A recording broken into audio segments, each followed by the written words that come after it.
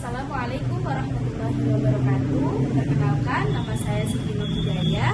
Di sini saya akan melakukan praktik pembelajaran untuk memenuhi tugas mata kuliah pengembangan metodologi dan media pembelajaran dalam PAI. Terima kasih, selamat menyimak. Assalamualaikum warahmatullahi wabarakatuh. Waalaikumsalam warahmatullahi wabarakatuh. Alhamdulillah, anak-anak pada hari ini dapat berjumpa kembali di pertemuan mata pelajaran PAI. Apa kabar anak-anak semuanya? Sehat semuanya? Alhamdulillah. Sebelum kita mulai pembelajaran pada hari ini, marilah kita berdoa terlebih dahulu. Semoga diberi kelancaran dalam belajar. Sebelum kita mulai, mari kita berdoa dengan membaca bersalam bersama. Bismillahirrahmanirrahim. Sebelum pembelajaran kita refleksi dulu. Ada yang ingat materi sebelumnya apa? Nah, materi sebelumnya adalah periodisasi Islam pada komunitas pertama. Nah, itu periode komunitas pertama Islam di masa zamannya Rasulullah di kota Mekah dan Madinah. Kita lanjutkan nih pembelajaran selanjutnya itu mengenai masa kejayaan Islam. Ada yang pernah ini enggak? Ada yang pernah pelajari mata pelajaran ini atau baca di buku sejarah? Ada? Nah, ada yang bisa menjelaskan kira-kira ini tentang apa sih mata pelajaran ini? Tema ini maksudnya? Kejayaan Islam dulu. Ya betul, Mbak Ella, bagus. Ada yang bisa menambahi mungkin? Oke, langsung masuk aja ya di materi ya. Nah, sebelum masuk di materi, ini nanti Ibu menggunakan PPT sebagai medianya. Ini dibagikan handout atau ringkasan materi. Jadi anak-anak bisa melihat di handout ini, juga bisa menyiapkan, bisa diketik di laptopnya masing-masing atau ditulis di buku tulisnya masing-masing.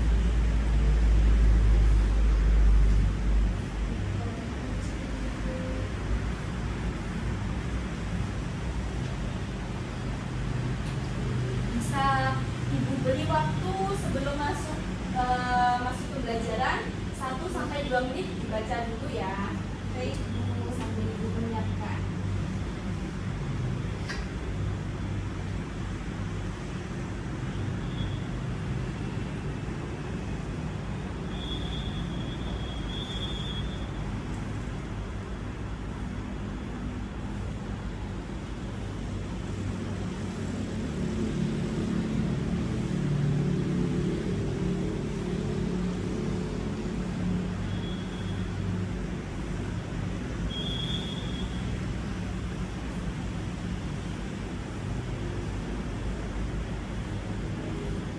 Sudah dibaca anak-anak? Sudah siap ya? Baik. Nah, sebenarnya masa kejayaan Islam itu apa sih yang ada di dalamnya?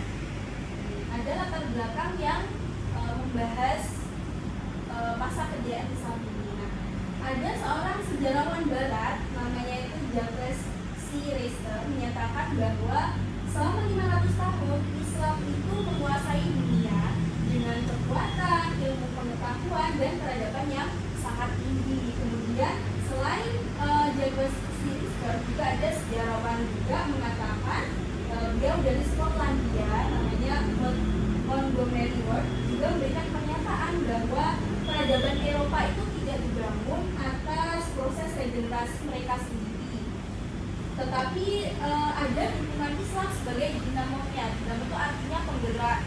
Kalau tidak ada Islam sebagai penggeraknya, Eropa itu bukan apa-apa karena tidak ada penggerak untuk menyelami ilmu pengetahuan. Jadi bisa dikatakan Islam itu sebagai pelopor pengetahuan di zaman Eropa.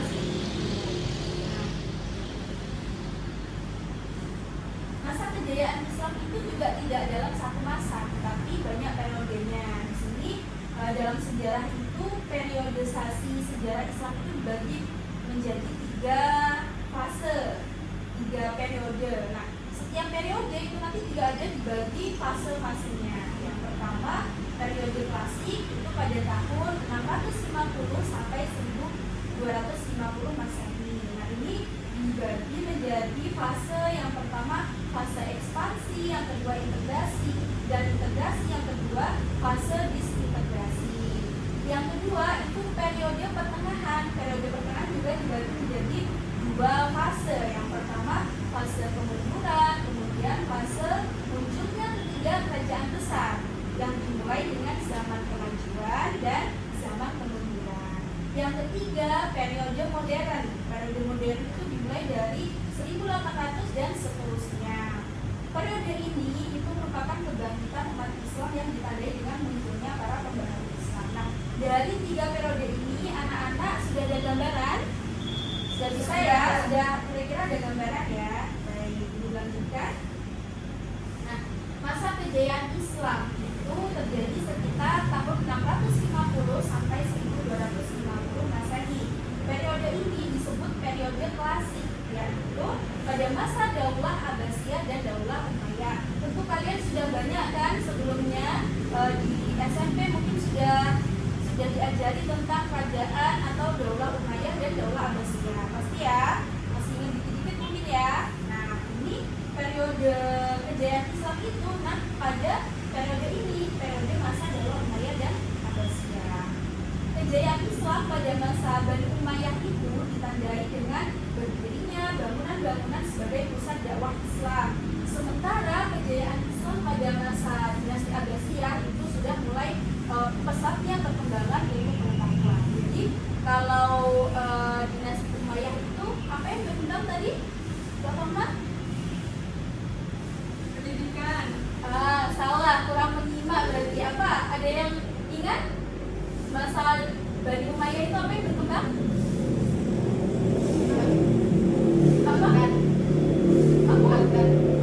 Baghdad mungkin tempatnya ya. Yang berkembang itu adalah berdirinya bangunan-bangunan sebagai pusat dakwah. Kalau Abbasiyah baru apa? Pendidikannya dan ilmu pengetahuan. Nah, bagus, semuanya menyimak dengan baik ya.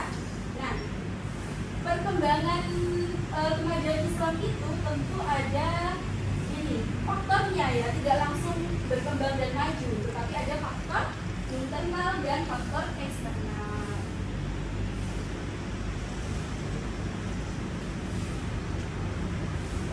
Nah, faktor internalnya yang pertama konsistensi dan istiqomah umat Islam kepada ajaran Islam. Jadi masyarakat pada waktu itu sangat istiqomah dan konsistensi dengan keimanannya. Jadi itu menjadi landasan untuk berkembangnya kejayaan Islam pada masa itu. Kemudian yang kedua, ajaran Islam yang mendorong umat untuk maju. Jadi Islam itu sangat berkembang, makanya di situ juga diiringi dengan kemajuan ilmu pengetahuannya. Kemudian yang ketiga, Islam itu sebagai rahmatan lil alamin atau sebagai rahmat seluruh alam. Yang keempat, terakhir itu Islam sebagai agama dakwah sekaligus keseimbangan dalam menggapai kehidupan duniawi dan ukhrawi. Nah, ini faktor internal yang ada dalam kehidupan komunitas Islam itu sendiri. Ya. Faktor eksternalnya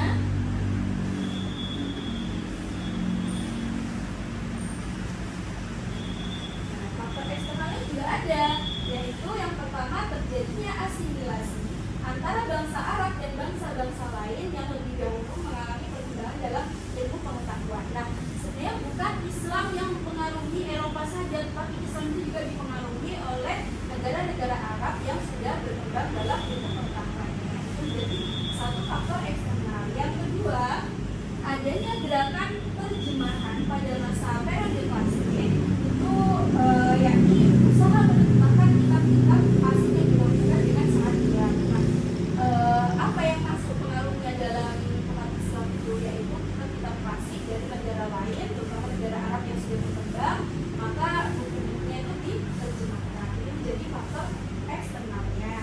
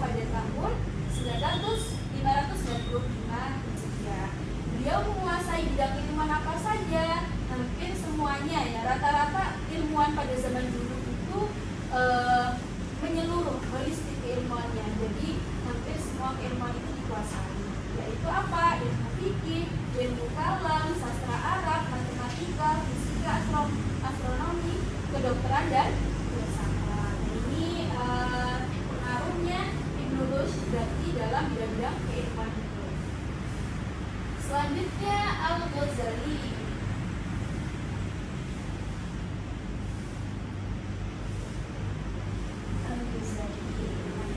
Al-Ghazali ini hidupnya pada tahun 460 sampai 509 Hijriah. Beliau nama lengkapnya Abu Hamid Al-Ghazali, lahirnya di desa Ghazala di kampus Iran Utara pada tahun 490 Hijriah. Dia wafatnya pada tahun 505 Hijriah di Tus Iran Utara juga. Di antara bukunya yang terkenal yaitu apa? Yang ya betul. Sudah hatam tinggal lumpur juga. Masih belum masih belum. Oke. Pasti yang pondok di Pondok Salam biasanya tahu kitab Ihya Ulumuddin karena biasa dikaji oleh kiai pesantren. Nah ini Ihya Ulumuddin ini sangat terkenal. Membahas tentang apa? Masalah ilmu akidah, ibadah, akhlak, tasawuf berdasarkan Al-Quran dan hadis. Nah, Al-Ghazali ini itu ilmuwan atau tokoh muslim yang banyak perannya itu dalam pendidikan juga. Selanjutnya Al-Kindi. Al-Kindi, ada yang pernah tahu Al-Kindi?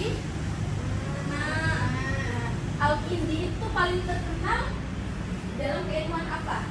Yang tahu? Filsafat. Ada lagi? Kedokteran, astronomi. Astronomi. Al-Kindi itu paling terkenal di astronomi yang pokok meneliti antariksa, bintang, bulan itu keahlian utama Al-Kindi. Nah, beliau nama lengkapnya yaitu Yaqub bin Ishaq Al-Kindi, lahir di Kufah pada tahun 805 Masehi dan wafat di Baghdad pada tahun 873 Masehi. Al-Kindi ini termasuk cendekiawan muslim yang produktif, artinya banyak karya-karya beliau, banyak peran-peran beliau. Hasil karyanya di bidang filsafat, logika, astronomi, kedokteran dan jiwa, politik, musik dan matematika. Nah ini paling utama juga tadi disebutkan oleh Mbak Mama, astronomi. Gimana? 15 menit pertama sepertinya ini ya, kita sepertinya harus break dulu. Coba angkat tangannya anak, ya angkat setinggi-tingginya, ya setinggi-tingginya, oke, biar gak ngantuk, karena memang menjelaskan penjelasan guru itu harus ada SDG-nya. Oke, turunkan lagi, sudah fokus ya? Sudah. Baik. Yang keempat, pokoknya itu yakni Al-Farabi. Al-Farabi ini hidup pada masa tahun 872 sampai 950 Masehi. Nama lengkap beliau yaitu Abu Nasr Muhammad Mutarkan Ibnu Uzla Al-Farabi. Beliau lahir di Farabi, Transylvania pada tahun 872 Masehi dan wafat di Damsyik pada tahun 950 Masehi. Beliau ini keturunan Turki, jadi orang Turki ya. Al-Farabi menekuni berbagai bidang ilmu pengetahuan antara lain logika, musik, kemiliteran, metafisika, ilmu alam, teologi dan astronomi. Jadi seperti yang saya sampaikan tadi ya, rata-rata ilmuwan pada zaman dulu mungkin karena ilmuannya terbatas, jadi hampir semua keilmuan itu mereka kuasai semua bidang. Yang kelima Ibnu Sina.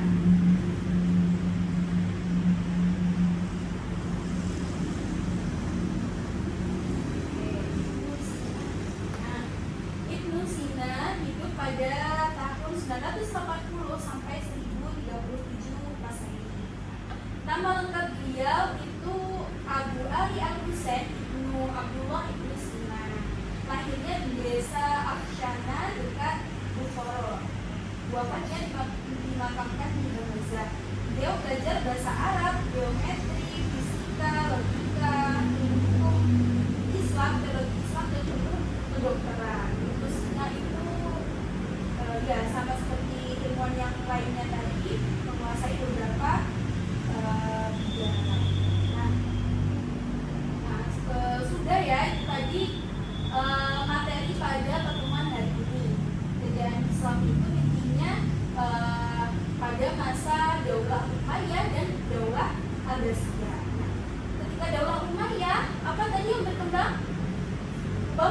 Ya betul Mbak Fatma, yang berkembang adalah pembangunan ilmu. Ketika Daulah Abbasiyah baru berkembang ilmu pengetahuan, karena di situ sudah mulai ada tempat-tempat pembelajaran seperti masjid, kota, kemudian sudah mulai ada lembaga pendidikan. Baik.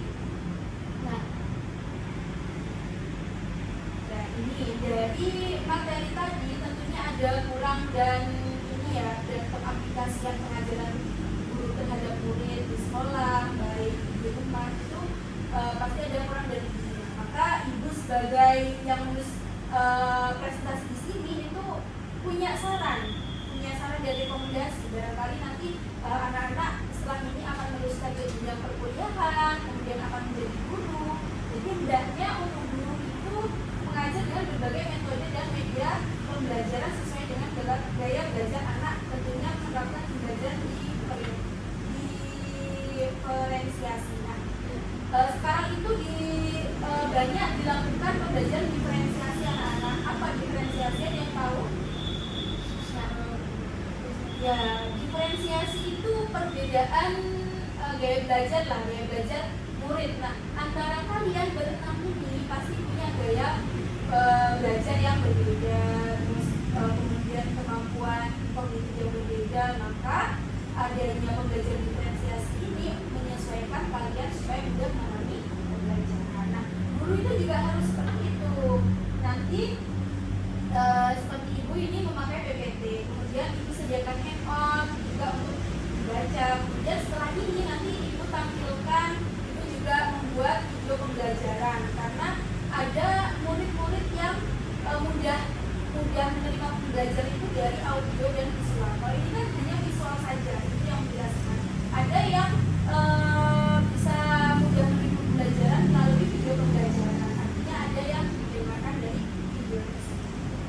Kemudian untuk siswa kalian ini ya, saran dan rekomendasinya itu setidaknya mengulang pelajaran di rumah. Jangan hanya di sekolah saja. Kalau di sekolah saja biasanya di rumah itu lupa karena banyak materi yang kalian pelajari. Sebaiknya di rumah itu juga diulang, di review materinya.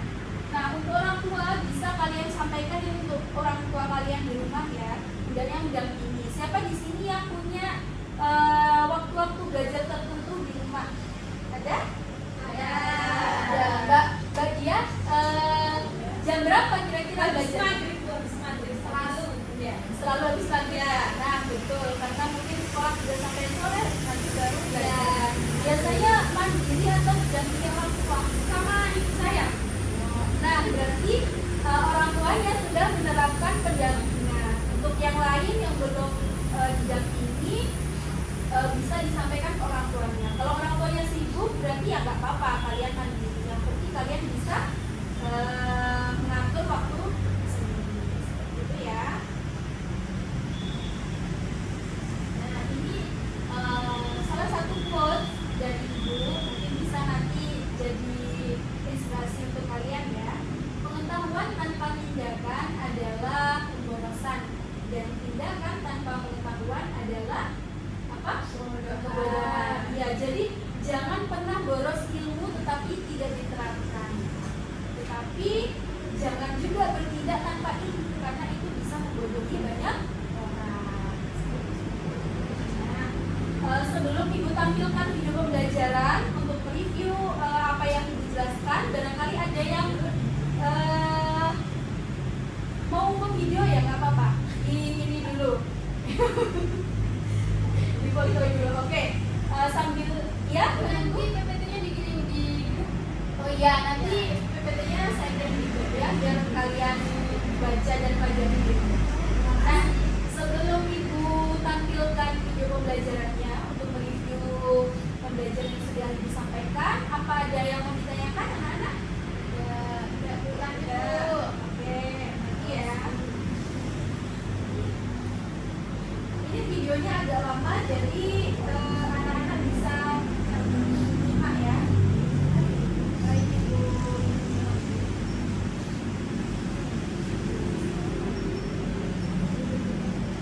Masya Allah. Nur, mari kita belajar bersama tentang sejarah masa kejayaan Islam. Mari kita simak bersama.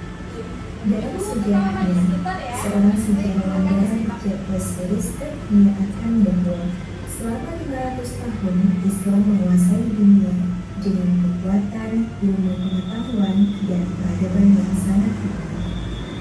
Seorang sejarawan dari Skotlandia, Malcolm Rowland, juga memberikan pernyataan bahwa peradaban Eropa tidak dibangun oleh proses regenerasi mereka sendiri tanpa dukungan peradaban Islam yang menjadi dibangunnya.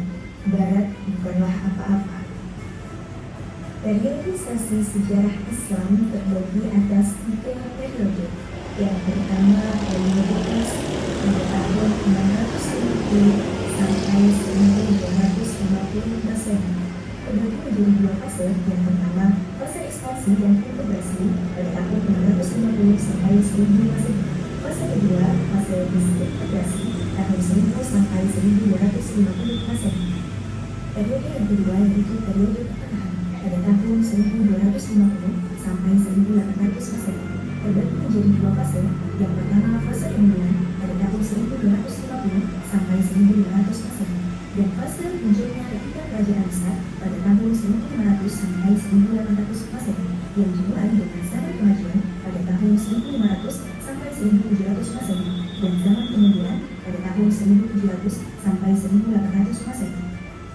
Periode yang ketiga yaitu periode modern pada tahun 1800 Masehi dan seterusnya. Periode ini merupakan kebangkitan umat Islam yang ditandai dengan dakwah sekaligus keseimbangan dalam mendapat kehidupan duniawi dan ukhrawi. Kemudian faktor eksternal, terjadinya asimilasi antara bangsa Arab dan bangsa-bangsa lain yang lebih dahulu mengalami perkembangan dalam ilmu pengetahuan. Yang kedua, gerakan terjemahan pada masa periode klasik, usaha penerjemahan kitab asing dilakukan dengan sangat giat. Kemudian, terdapat beberapa tokoh-tokoh Muslim yang berpengaruh pada masa kejayaan Islam. Yang pertama, Ibn Rushd pada tahun 520 sampai 595 Hijriah.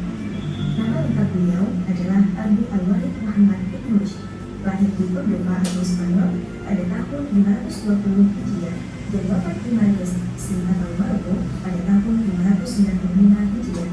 Beliau menguasai ilmu fikih, ilmu kalam, sastra Arab, matematika, fisika, astronomi, kedokteran, dan filsafat. Yang kedua adalah Al-Ghazali pada tahun 450 sampai 505 Hijriah. Nama lengkap beliau adalah Abu Hamid Al-Ghazali, lahir di desa Ghazala, dekat Tus, Iran Utara pada tahun 450 Hijriah. Beliau belajar tentang bahasa Arab, geometri, fisika, logika, ilmu hukum Islam, teologi Asia, ditandai dengan pesatnya perkembangan ilmu pengetahuan. Baik anak-anakku sekalian, itu tadi merupakan materi pada pertemuan hari ini. Semoga menjadi tambahan wawasan hasanah keilmuan sejarah Islam untuk kita semuanya. Terima kasih sudah mendengar dengan baik. Assalamualaikum warahmatullahi wabarakatuh. Sudah bisa mengikuti dengan baik ya anak-anak? Ibu kira itu materi pada hari ini. Kemudian setelah materi tentunya Ibu sudah menyiapkan LKPD atau lembar kerja peserta didik atau penilaian formatif yang bisa kalian kerjakan, yang harus kalian kerjakan supaya Ibu tahu seberapa jauh pemahaman kalian. Apakah kalian sudah paham dengan penjelasan Ibu atau materi yang Ibu sajikan tadi atau nah ini sistemnya group discussion ya, jadi kalian menjawab secara berpasangan. Dibagikan LKPD ini nanti kalian kerjakan, Ibu beri waktu sekitar 5 menit, nanti insya Allah kalian bisa menjawab dengan mudah. Bisa dikerjakan 2 ini, nanti perwakilan mengumpulkan kalau sudah selesai ya.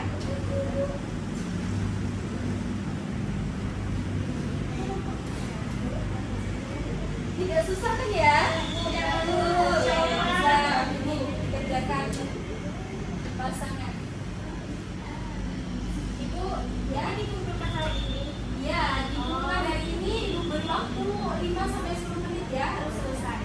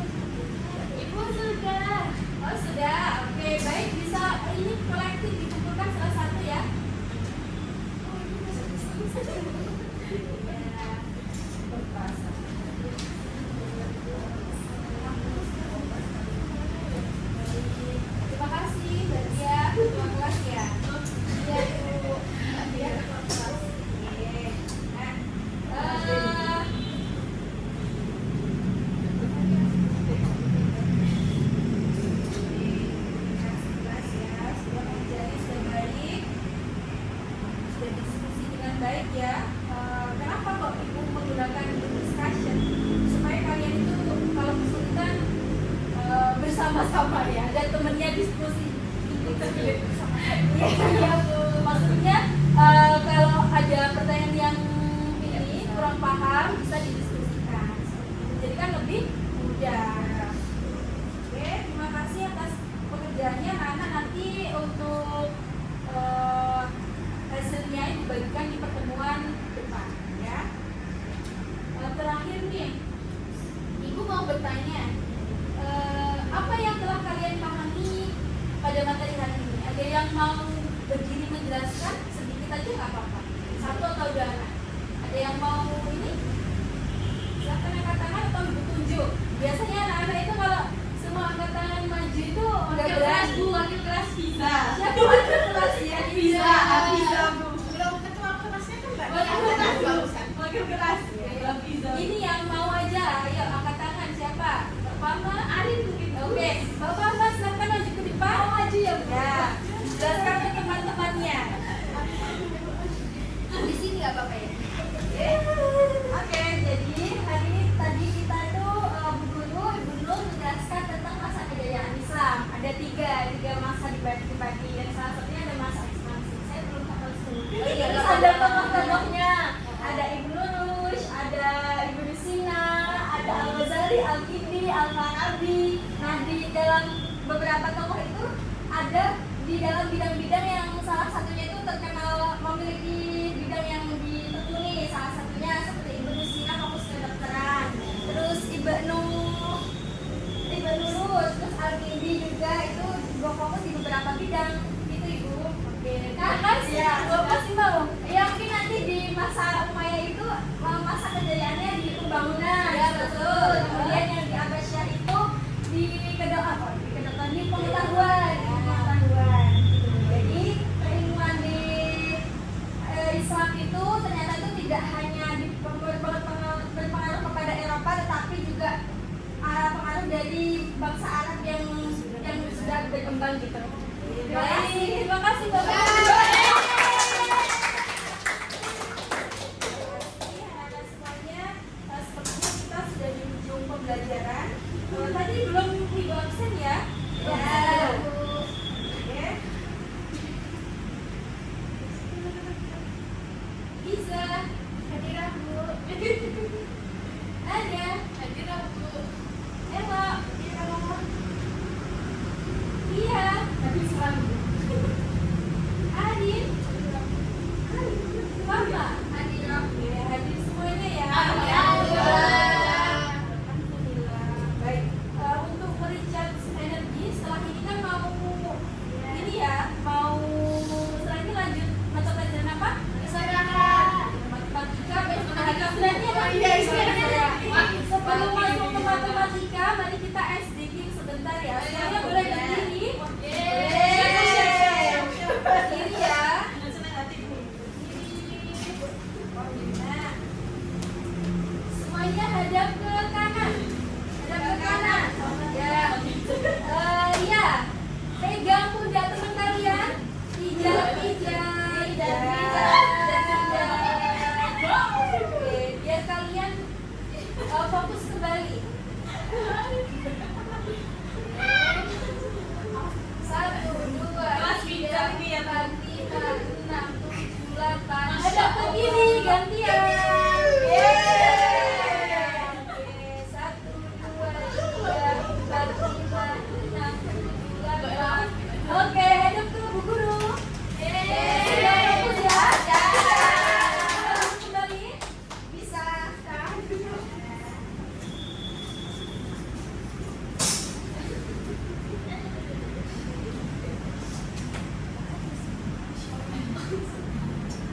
Baik, itu tadi